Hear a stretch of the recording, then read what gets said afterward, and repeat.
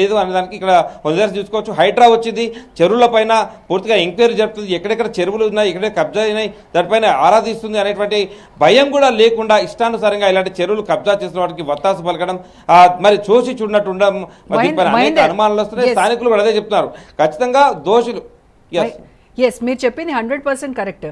Hydraa start అయినప్పుడు అనుకున్నాము ప్రభుత్వం ఆస్తులను పరిరక్షించడానికి చాలా ప్రతిష్టాత్మకంగా కాంగ్రెస్ గవర్నమెంట్ హైడ్రాను తీసుకొచ్చింది, హైడ్రా అధికారులు కూడా అందుకు తగ్గట్టుగానే పనిచేస్తారని.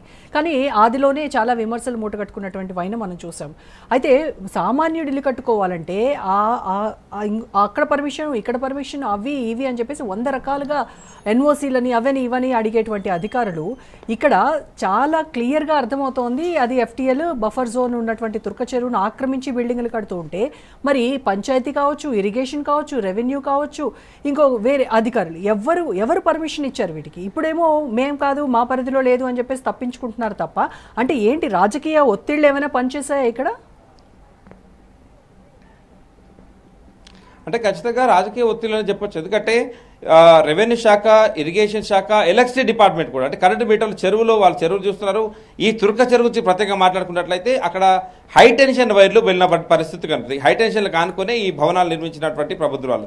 అయితే అక్కడ ఎలక్ట్రిసిటీ డిపార్ట్మెంట్ కూడా వాళ్ళకు ఆ ప్రాంతం మీద అవగాహన ఉంది, ఖచ్చితంగా అక్కడ మీటర్లు కూడా ఇవ్వదు. కానీ అక్కడ చెరువు అయినా సరే, ఆ చెరువులో ఇల్లు నిర్మాణం అవుతున్నా సరే వాళ్ళు కూడా మీటర్లు ఇచ్చిన పరిస్థితి. సో అన్ని శాఖలు అనుబంధంగా, అన్ని శాఖల సమన్వయంతోనే ఈ కబ్జా కోరులను ఎంటర్టైన్ చేస్తున్నటువంటి విషయాలు ఇక్కడ బాటంగా ఉన్నాయి. అంటే వీళ్ళ వెనకాల బడాగా అంటే రాజకీయ నాయకులు అండదండలు ఉన్నాయి. రాజకీయ నాయకులు గ్రీన్ సిగ్నల్ ఇచ్చేశారు. అక్కడ మీ జోలికి ఎవరు వచ్చినా సరే, ఇటు మీడియా తరఫున ఎవరైనా వచ్చినా సరే మీరు ఫోటోలు తీయండి, కేసులు.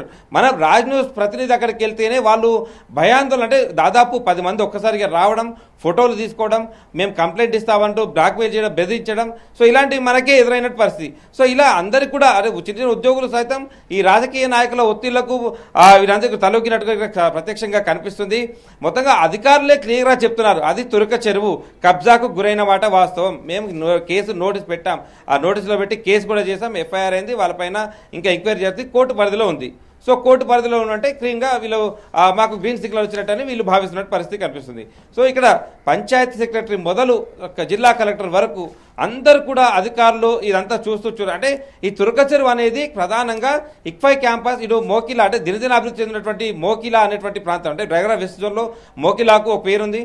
ఈ మధ్య కాలంలో ₹1,00,000 గజం అనేటట్టుగా కూడా గత ప్రభుత్వంలో నానా హంగామా జరిగినటువంటి పరిస్థితి. సో అలాంటి ప్రాంతంలో ఎకరం, అంటే ₹1,00,000 గజం అంటే దాదాపు ఎకరము ఇలాంటి భూమి మనం లెక్కలేసుకోవచ్చు. సో అలాంటిది 8 ఎకరాలు 10 ఎకరాల మేర చెరువునే మొత్తం వేల లక్షల ట్రిప్పులతో నింపేసి ఆ రకంగా లేఅవుట్ వేసేసి చేసిన పరిస్థితి. సో ఇంత పెద్ద కబ్జా చేసుకోవాలంటే మరి స్థానిక నేతల అండదండలతో పాటు శాసనసభ్యులు కావచ్చు, ఇటు ఎంపీలు కావచ్చు, వీళ్ళందరూ అండదండలు ఉంటే కానీ ఇంత పెద్ద సాహసానికి పూనుకోరు అనేటువంటి అనుమానాలు మనం ఖచ్చితంగా కనబరచాల్సిందే. మరి వాళ్ళు ఇప్పటికైనా స్పందిస్తారా? అధికారులు మాత్రం నిర్దాక్షిణ్యంగా, నిర్లక్ష్యంగా, క్లియర్గా చెప్తున్నట్టు విషయం, మా పరిధిలోకి రాదు అని ఒక అధికారి చెప్పడం, మేము ఆల్రెడీ కేసులు పెట్టేశామని ఒక అధికారి చెప్పడం, అసలు నేను మాట్లాడలేని అంశం పైన అని ఒక అధికారి మాట్లాడడం. సో 3 సంస్థలు, అంటే 3 శాఖలను కూడా మనం ఈరోజు కదిలించాం. 3 శాఖల నుంచి కూడా కనీసం మచ్చుకైన ఇరిగేషన్ నుంచి రావాలని సమాచారం కొంతమేర వచ్చినప్పటికీ, ఇటు రెవెన్యూ నుంచి కావచ్చు, మండల పరిషత్ నుంచి కావచ్చు, ఎలాంటి సమాచారం అయితే ఇవ్వడానికి కూడా అసలు ఇష్టం కూడా చూపెట్టిన పరిస్థితి కనిపిస్తుంది. సో ఈ రకంగా స్థానిక నేతల అండదండలతోనే ఈ కబ్జాకోలు రెచ్చిపోతున్నారు. ముందుగా చెరువును నేలమట్టం చేద్దాం, తర్వాత లేఅవుట్ అవుతాం, ₹1,00,000 గజం ఉన్నది కాబట్టి ఖచ్చితంగా మనం అందరం కలిపి తీసుకుందాం. ఇటు HMDA వచ్చేది లేదు, సచ్చేది లేదు, ఇక్కడ 111 జీవో కాబట్టి ఆ జీవోను కూడా 49 జీవో అనేటట్టుగా ఒక మసిపూసి మారేడుకాయ చేసి గత ప్రభుత్వం చెప్పింది. 49 జీవో అని తీసుకురాగానే 111 జీవోలో ఇష్టం లేనట్టుగా ఈ కబ్జాకోళ్ళ రెక్కలు వచ్చేసాయి. మరి ఇదంతా కూడా ఒక్కొక్కడిగా జరుగుతున్నటువంటి తంతే. ఇదంతా కూడా అందరి పరిధిలో టేబుల్ మేనేజ్మెంట్ అనొచ్చు. మనం ఖచ్చితంగా ఒక టేబుల్ పైన పూర్తిగా డయాగ్రామ్ వేసుకొని ఇది చెరువు, ఇది ల్యాండ్, ఇది ప్లాట్లు, ఇంత ఆదాయం వస్తుంది, ఇది నీకింత, ఇది నాకింత, మనం పంచుకుందాం, అధికారుల వాటా ఇంత, స్థానిక నాయకుల వాటా ఇంత, ఇంకా వాళ్ళపైనటువంటి నాయకుల వాటా ఇంత. ఇదంతా ఒక టేబుల్ మేనేజ్మెంట్ లెక్క జరుగుతున్నటువంటి ప్రక్రియ. ఈ తురక చెరువుతోనే కాదు, ఈ స్థానికంగా ఈ ప్రాంతంలో ఉన్నటువంటి అన్ని ప్రభుత్వ భూములు కావచ్చు, భూదాన్ భూములు కావచ్చు, ఇటు ఎండోమెంట్ ల్యాండ్లో కావచ్చు, ఇవన్నింటిలో కూడా జరుగుతున్న తంతు. సో తురక చెరువులో మాత్రం చాలా క్లియర్గా రాజ్ న్యూస్ మాత్రమే కాదు, ఇక స్థానికులు క్లియర్గా అందరు చెప్తున్నారు ఆ చెరువును కాపాడాలని వారు. సో క్లియర్గా దీనిలో కబ్జాకు గురైన మాట వాస్తవం. అధికారులు మాత్రం దీని వెనకాల ఉన్నట్టుగా, అధికారుల వెనుక రాజకీయ నాయకులు ఉన్నట్టుగా తేట తెల్లమవుతున్నటువంటి విషయం కనిపిస్తుంది. మహేందర్, మీరు చెప్పినట్టుగా ఇది టేబుల్ మేనేజ్మెంట్ డెఫినెట్గా, అంటే అందరము